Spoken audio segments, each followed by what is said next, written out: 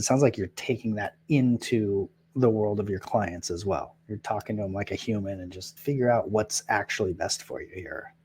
Absolutely. And that is 1000% always the goal.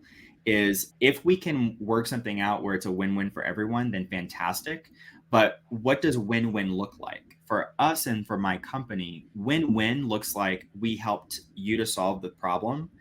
That's your win. And our win is that we've helped you to do that, even if we don't make a dollar.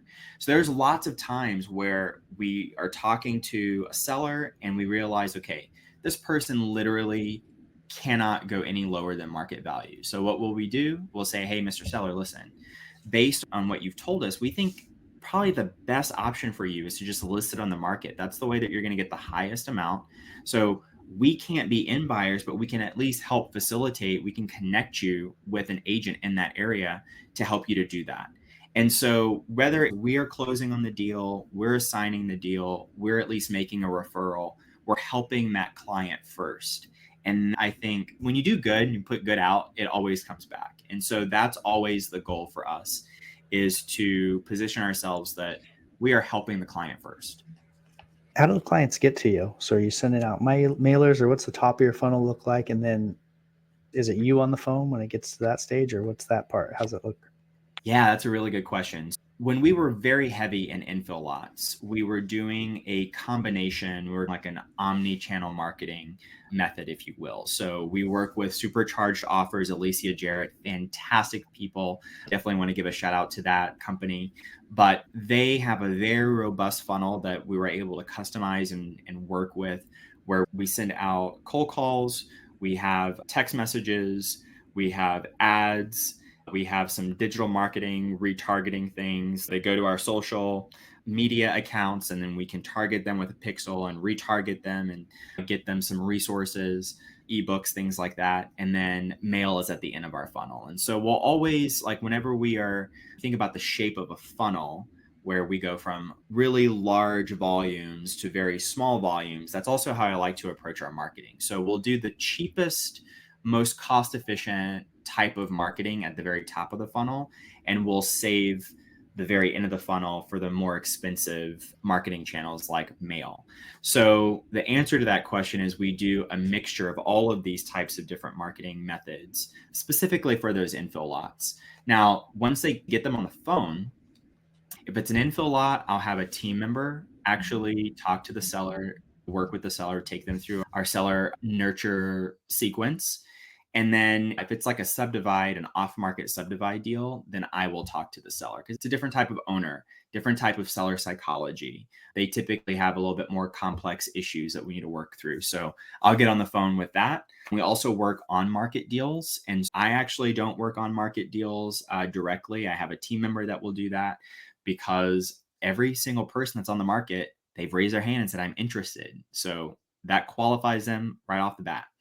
So I don't talk to every single potential seller. It's only those very complex cases. And how many of those do you think you deal with a month? How often are you the person on the phone you're making deals? Oh, that's a good question. Probably for the subdivides, I'll say probably about 7 or 8 times a month. Our subdivide opportunities go through a pretty rigorous test before they get to me. And so usually when I get on the phone, I'll know exactly what the issue is.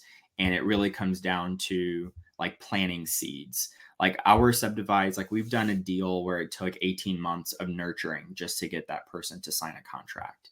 And so we're very aware of that. We're okay with that. And oftentimes when I get on the phone, it's really because I want to plant a seed personally, so they know from the owner of the company that this is who we are and this is what we can do for them. What's your favorite type of deal? If you could just do one type of deal, what interests Uh, you? my favorite type of deal is, I can't really say if it's like an infill lot or a subdivide.